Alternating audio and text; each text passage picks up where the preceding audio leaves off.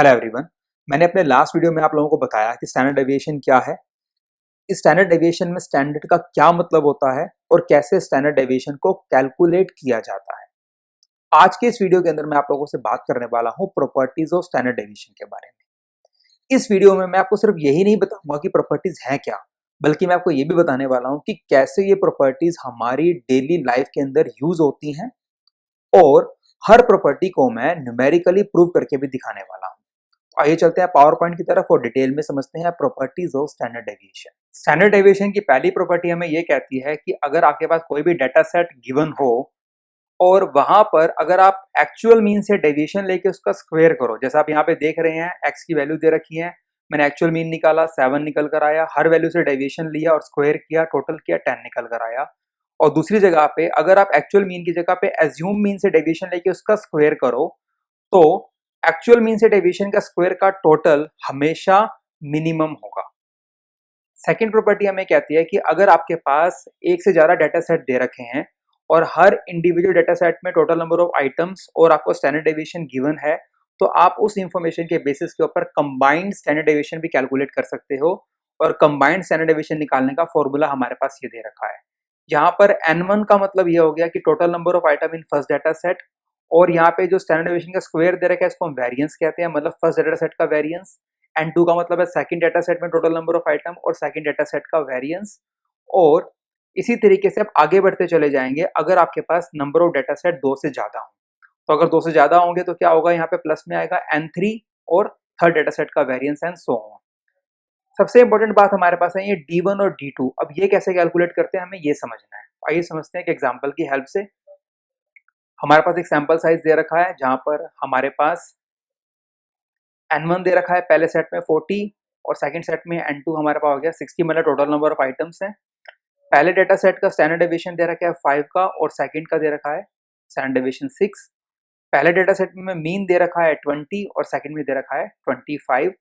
पहला टास्क हमें क्या करना है, यहाँ पे D1 और D2 निकालना है। D1 D2 निकालने का फॉर्मूला क्या होता है, जो आपके पास इंडिविजुअल मीन होता है उसमें से कंबाइंड मीन को लेस करना होता है। इसका मतलब आपको पहला काम क्या करना होगा, कंबाइंड मीन निकालना होगा। कंबाइंड मीन निकालने का फॉर्मूला क्या है, N1 इंटू में x बार 1 प्लस N2 इंटू में x bar 2 divide by N1 plus N2। तो वैल्यू को पुट किया, N1 क्या था 40, x बार 1 क्या है 20, N2 क्या है 60, x बार 2 क्या है 25, पुट किया और N1 प्लस N2 क्या हो गया 40 प्लस 60 100 और हमारा कंबाइंड मीन आ गया 23। अब D1 निकालना है तो क्या करेंगे, यहाँ पर हम इंडिविजुअल मीन में से कंबाइंड मीन को लेस कर दिया 20 माइनस 23, और यहाँ पर D2 में क्या हुआ 25 माइनस 23, हमारे पास D2 निकल कर आ गया। और अब हम वैल्यूज को पुट करेंगे। N1 क्या था 40, स्टैंडर्ड डेविएशन क्या है 5, उसका स्क्वायर किया तो 25 मतलब वेरिएंस आ गया। N2 क्या हो गया 60 और स्टैंडर्ड डेविएशन का स्क्वायर किया 6 इंटू 6 36 हो जाएगा। D1 हमारे पास -3 आ चुका है, D2 हमारे पास 2 आ चुका है। इन वैल्यू को पुट करेंगे और स्क्वायर करेंगे। N1 N2 गिवन है, divide by N1 plus N2 that is 100, और ये वैल्यू को पुट किया और हमारा कंबाइंड स्टैंडर्ड डेविएशन आ गया 6.13 का। तो कुछ इस तरीके से आप अपने डाटा को यूज करके कंबाइंड स्टैंडर्ड डेविएशन भी निकाल सकते हो। और आप इस फॉर्मूला को एडिट भी कर सकते हो अगर आपका डेटा सेट इंक्रीज हो जाए। अगर आपके पास 3 सैंपल हैं तो यहाँ पर N3 इंटू में वेरिएंस और यहाँ पर क्या होगा N3 इंटू में D3 का स्क्वायर हो जाएगा। कंबाइंड मीन का फॉर्मूला भी बदल जाएगा, यहाँ पर प्लस में N3 और x बार 3 आ जाएगा और डिनोमिनेटर में N1 plus N2 plus N3 हो जाएगा। ऐसे ही आप बढ़ते चले जाएंगे। थर्ड प्रॉपर्टी हमें कहती है कि अगर आपके पास नेचुरल नंबर हो तो स्टैंडर्ड डेविएशन निकालने का फॉर्मूला हमारे पास ये होगा। नेचुरल नंबर का मतलब क्या, पॉजिटिव इंटीजर हमारे पास। मान लो हमारे पास ये नंबर है और मैं स्टैंडर्ड डेविएशन निकालना चाहता हूँ, तो n हमारे पास क्या है, यहाँ पर 10, 1/12, 10 का square -1 and the square root, और मेरे पास स्टैंडर्ड डेविएशन निकल कर आ चुका है दैट इज 2.87। तो इस तरीके से आप नेचुरल नंबर का स्टैंडर्ड डेविएशन भी निकाल सकते हो। आपको और ज्यादा कॉम्प्लिकेटेड फॉर्मूला यूज करने की जरूरत नहीं है, बट याद रखिएगा ये फॉर्मूला तभी यूज होगा जब नेचुरल नंबर आपके पास गिवन हो। नेक्स्ट प्रॉपर्टी हमें कहती है कि मीन और स्टैंडर्ड डेविएशन के बीच का जो एक रिलेशनशिप है वो सिमेट्रिकल डिस्ट्रीब्यूशन में कैसा होता है वो हमें समझना है। देखिए हमारे पास ये एक नॉर्मल डिस्ट्रीब्यूशन है, बेल शेप कर्व है, जिसका मिडिल पॉइंट जो होता है हमारा ये मीन होता है। इसके लेफ्ट हैंड साइड में हमारे पास माइनस की वैल्यू होती है और राइट हैंड साइड में प्लस की वैल्यू होती है, और ये हमें एरिया बताता है। मतलब कि माइनस के 1 स्टैंडर्ड डेविएशन से प्लस के 1 स्टैंडर्ड डेविएशन में जो एरिया है वो 68% है, माइनस के 2 से प्लस के 2 में 95% और माइनस के 3 के प्लस 3 के अंदर 99.7% का एरिया हमारे पास लाई करता है। मतलब अगर हमें 68, 95 और 99.7% का एरिया निकालना है तो ये फॉर्मूला यूज करना होगा, X bar plus minus 1 standard deviation, plus minus 2 standard deviation और plus minus 3 standard deviation for the calculation of 68%, 95% और 99% एरिया। अब ये कैसे काम करता है हमें ये समझना है। तो आइए हम कुछ रिसेंट एग्जाम्पल लेते हैं और कुछ ऐसा एग्जाम्पल भी लेते हैं जो हमारे डे टू डे लाइफ में यूज होता है। एग्जाम्पल के तौर पे हमारे पास एक इंस्टीट्यूट है और यहाँ पे 5000 बच्चे पढ़ते हैं और उनकी एवरेज फैमिली इनकम 20,000 की है और स्टैंडर्ड डेविएशन 1000 का है। अब हमें ये पता लगाना है कि 68% एरिया में कितने स्टूडेंट्स लाई करेंगे जिनकी इनकम लाई करेगी, फिर 95% एरिया में कितने स्टूडेंट्स लाई करेंगे और 99.7% एरिया में कितने स्टूडेंट्स लाई करेंगे। आइए देखते हैं कैसे ये काम करता है। हमारे पास जो एवरेज इनकम है वो कितनी थी, 20,000 की। तो अगर मुझे 68% एरिया पॉपुलेशन निकालनी है, मतलब 5000 बच्चे हैं, तो कितने बच्चे ऐसे हैं जिनकी इनकम 19,000 से 21,000 में लाई करती है। तो फॉर्मूला क्या पुट करूंगा मैं, x bar plus minus 1 standard deviation, या फिर मैं म्यू भी यूज कर सकता हूँ, जैसा मैं यहाँ पे म्यू यूज कर रहा हूँ। ये हमारे एक्स बार को ही क्या कर रहा है, रिप्लेस कर रहा है। इनमें फर्क क्या है, अगर आप सैंपल लेके चलते हो कोई, अगर अपने सैंपल के केस के अंदर अर्थमेटिक मीन निकालना है तो आप एक्स बार यूज करोगे, अगर आप पॉपुलेशन लेके चलते हो तो यहाँ पे म्यू का सिंबल यूज करोगे, अदरवाइज दोनों सेम है। तो यहाँ पर म्यू जो है वो एक्स बार ही है। तो यहाँ पर क्या किया मैंने, x bar plus minus 1 standard deviation किया तो पता लगा कि 3400 स्टूडेंट्स ऐसे हैं जिनकी इनकम 19,000 से 21,000 में लाई करती है। अगर मैं 95% एरिया निकालता हूं तो मैं फॉर्मूला पुट करूंगा, x bar plus minus 2 standard deviation या फिर mu plus minus 2 standard deviation. तो पता लगा 4750 बच्चे ऐसे हैं जिनकी इनकम 18,000 से 22,000 में लाई करती है। और अगर मैं 99.73% का एरिया निकालूंगा तो मेरा फॉर्मूला क्या है, mu plus minus 3 standard deviation या फिर x bar plus minus 3 standard deviation. और पता लगा 4,985 स्टूडेंट्स ऐसे हैं जिनकी इनकम 17,000 से 23,000 में लाई करती है। तो इस तरीके से स्टैंडर्ड डेविएशन की हेल्प से आप कंप्लीट एरिया निकाल सकते हो, या आप ये देख सकते हो कि आपका डाटा कितना ज्यादा स्कैटर्ड है। तो आप इसकी हेल्प से किया जा सकता है। अब हम समझते हैं कैसे हमारा डे टू डे लाइफ में ये कॉन्सेप्ट यूज होता है। मान लीजिए कंपनी है वो कुछ कपड़े बनाती है और कपड़े बनाने के लिए उनकी प्रॉब्लम ये है कि उनको ये पता लगाना है कि कॉलर का साइज क्या रखा जाए। सपोज वो टी शर्ट बना रहे हैं, कॉलर का साइज क्या रखना है उनको ये पता लगाना है। और उनकी कंडीशन क्या है, जो भी कॉलर का साइज होगा हमें उससे 3/4 इंचेस ज्यादा रखना है हमारे एक्चुअल साइज को। रीजन ये कि जब भी हम पहनेंगे या उस कपड़े को उतारेंगे तो वो इजीली हम उसको वियर कर पाए।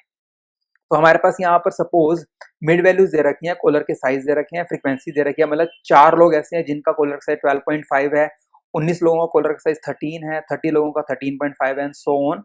और हमें पता लगाना है कि हम ऐसा क्या मिनिमम और मैक्सिमम साइज रखें कॉलर का कि मैक्सिमम पॉपुलेशन को हम कवर अप कर पाए। तो हम क्या करेंगे, पहला काम हम स्टैंडर्ड डेविएशन निकालते हैं। हमने एज्यूम मीन लिया, हमने पुट किया और हमारे पास ये एक्चुअल मीन निकल कर आ गया 14.23 का। पहला टास्क हमने ये किया है।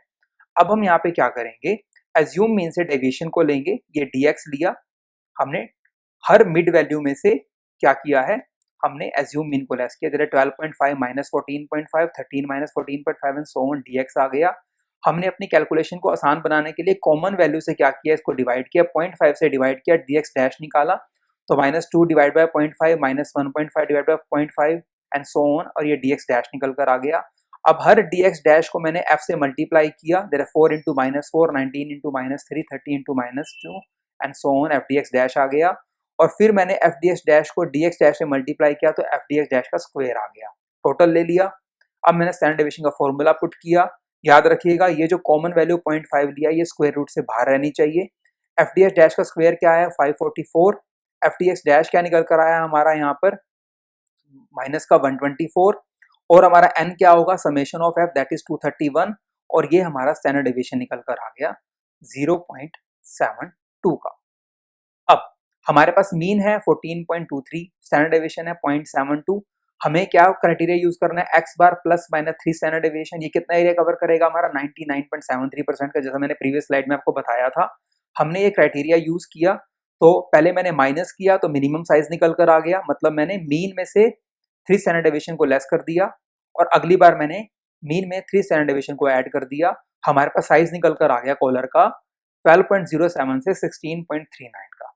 क्योंकि हमें उसको पहनना भी है, उतारना भी है, तो उन्होंने क्या किया है, जो एक्चुअल साइज है उससे हम 3/4 इंचेस ज्यादा बनाएंगे। तो हम क्या करेंगे, 12.07 में 0.75 ऐड कर देंगे तो 12.82 का मिनिमम साइज आ जाएगा, और 0.75 अगर हम 16.39 में ऐड कर देंगे तो 17.14 इंचेस हमारा मैक्सिमम साइज आ गया। तो इस तरीके से एक जो हमारे पास टी शर्ट मैन्युफैक्चरिंग कंपनी है उसको पता लग गया कि उनको मिनिमम कितना साइज रखना है, अपने कॉलर का मैक्सिमम कितना रखना है, इससे वो मैक्सिमम पॉपुलेशन को क्या कर पाएंगे, कवर अप कर पाएंगे। नेक्स्ट प्रॉपर्टी हमें कहता है कि अगर हम कोफिशिएंट ऑफ वेरिएशन निकालना चाहते हैं, मतलब amount of variation percentage form में निकालना चाहते हैं, तो फॉर्मूला क्या पुट करना है, स्टैंडर्ड डेविएशन को अर्थमेटिक मीन से डिवाइड करके 100 कीजिए और परसेंटेज के अंदर अमाउंट ऑफ वेरिएशन आप कैलकुलेट कर सकते हैं। और हमारे पास जो लास्ट प्रॉपर्टी है वो कहती है कि जो क्वार्टाइल डेविएशन होता है it is always equal to 2/3 of standard deviation. ये ऐसा क्यों होता है, आइए इसको समझते हैं। लास्ट प्रॉपर्टी को प्रूव करने के लिए हमारे पास नॉर्मल डिस्ट्रीब्यूशन है, ये हमारे पास मिडिल पॉइंट है जहां पर mean is always equal to median is equal to mode. हमारे पास यहाँ पे मैंने फर्स्ट क्वार्टाइल ले लिया और थर्ड क्वार्टाइल ले लिया। ऐसा मैंने क्यों किया, क्योंकि मैं क्वार्टाइल डेविएशन लेके चल रहा हूँ, और क्वार्टाइल डेविएशन का फॉर्मूला क्या होता है, Q3 minus Q1 divide by 2। क्योंकि यहाँ पे Q3 और Q1 का यूज है तो मैंने Q1 और Q3 को लिया है। और हर क्वार्टाइल का साइज कितना होता है, 25, 25, 25 और 25। ये जो मिडिल पॉइंट होता है इससे जो लेफ्ट हैंड साइड होता है वो माइनस का होता है और जो राइट हैंड साइड होता है वो प्लस का होता है। अब क्वेश्चन निकल कर आता है ये माइनस का 0.67 और प्लस का 0.67 क्या है और कैसे निकाला गया, और z क्या है। देखिए नॉर्मल डिस्ट्रीब्यूशन में जब भी एरिया कैलकुलेट करना होता है तो हमें z स्कोर निकालना होता है, और z स्कोर निकालने का फॉर्मूला होता है x minus X bar divide by standard deviation. x क्या होता है, जो भी प्रॉब्लम अंडर कंसिडरेशन होती है। हमारी यहाँ प्रॉब्लम क्या है, Q1 और Q3, तो उनको x मानेंगे, x बार मीन है और स्टैंडर्ड डेविएशन है। अब हमें अगर ये 25% का एरिया लोकेट करना है तो हमें z टेबल को देखना होगा। अब इस टेबल में हम क्या करेंगे, हम 0.25 को लोकेट करेंगे। अब इस पूरी टेबल के अंदर जो हमारे पास ये z की वैल्यू दे रखी है, हमने यहाँ पर 0.25 को लोकेट करना है। जैसे आप एरो को देख रहे हो, ये 0.25 कहीं कहीं यहाँ पे घूम रहा है, 0.2486 और 0.2517 के बीच में। तो मैंने यहाँ पे क्या किया, 0.2486 को ले लिया। आप चाहो तो इन दोनों का एवरेज भी ले सकते हो। अब आप क्या करोगे, ये जो वैल्यू जो 0.25 के सबसे क्लोज है उसके बिल्कुल सामने देखोगे और बिल्कुल ऊपर देखोगे। तो बिल्कुल सामने क्या है 0.6 और ऊपर क्या है 0.07, तो ये कॉम्बिनेशन बना 0.67 का। अगर आप मान लो आपको 0.30 का एरिया देखना होता तो हम क्या करेंगे, हम यहाँ 0.30 देखेंगे, सबसे क्लोजेस्ट वैल्यू क्या है 0.2995, तो सामने की वैल्यू क्या होती 0.8 और ऊपर की वैल्यू क्या होती 0.04, तो एरिया बनता 0.84। तो कुछ इस तरीके से हमें देखना है। लेकिन क्योंकि हम यहाँ पे 0.25 का एरिया देख रहे हैं तो 0.25 का एरिया क्या बनेगा, 0.6 और 0.7 के सामने हमारा 0.67 आ गया। कुछ इस तरीके से हम लोग टेबल की हेल्प से एरिया को लोकेट करते हैं। अब हमारे पास ये माइनस का क्यों है, क्योंकि जो लेफ्ट हैंड साइड है वो माइनस की होती है और जो राइट हैंड साइड है वो प्लस की होती है। अब हमारे पास जो फॉर्मूला था हम उसको पुट करेंगे। यहाँ पर पहले हम x में Q1 ले लेंगे, दूसरी बार x में हम Q3 को ले लेंगे। यहाँ माइनस का 0.67 आएगा, यहाँ प्लस का, क्योंकि राइट हैंड साइड है। तो यहाँ पर हमने क्या किया, इक्वेशन को डेवलप किया, ये स्टैंडर्ड डेविएशन यहाँ पे क्रॉस मल्टीप्लाई किया, तो माइनस का 0.67 standard deviation Q1 minus X bar पहली इक्वेशन, और यहाँ पर क्या हुआ 0.67 standard deviation Q3 minus X bar second हमारे पास निकल कर आ चुकी है इक्वेशन। हमने यहाँ पे क्या किया, जो माइनस का एक्स बार था वो यहाँ पे चला गया, शिफ्ट हो गया, और हमारे पास इक्वेशन डिवेल्प होकर आ गई है। अब हम क्या करेंगे, फर्स्ट और सेकेंड इक्वेशन को एक साथ कंसीडर करते हैं। हमने कंसीडर किया, नीचे साइन को चेंज किया, माइनस प्लस आ गया, एक्स बार से एक्स बार कट गया, और ये क्या हो गया 2.67 स्टैंडर्ड डेविएशन, और ये क्या हो गया हमारे पास Q3 माइनस Q1, जिससे यहाँ माइनस का साइन आ जाएगा। और यहाँ पर अब आप देखेंगे Q3 माइनस Q1 है, ये जो 2 था मैं इसको यहाँ पर लेकर आ गया तो डिनोमिनेटर में आ गया, तो बन गया Q3 minus Q1 divide by 2। अब देखेंगे तो ये फॉर्मूला वही बन गया क्वार्टाइल डेविएशन का, और यहाँ इक्वल में क्या रह गया 0.67 स्टैंडर्ड डेविएशन। और 0.67 क्या होता है, it is equal to 2/3 of something. तो हम इसलिए कहते हैं कि जो क्वार्टाइल डेविएशन है is always equal to 2/3 of standard deviation. अब आप 2/3 को 0.67 स्टैंडर्ड डेविएशन भी लिख सकते हैं। तो कुछ इस तरीके से इस प्रॉपर्टी को प्रूव किया गया है। So that was all about properties of standard deviation. I hope आपको ये वीडियो अच्छा लगा होगा, तो इसको लाइक एंड शेयर करना ना भूलिएगा, और अगर चैनल सब्सक्राइब नहीं किया है तो please do subscribe my YouTube channel. Thank you so much for watching this video.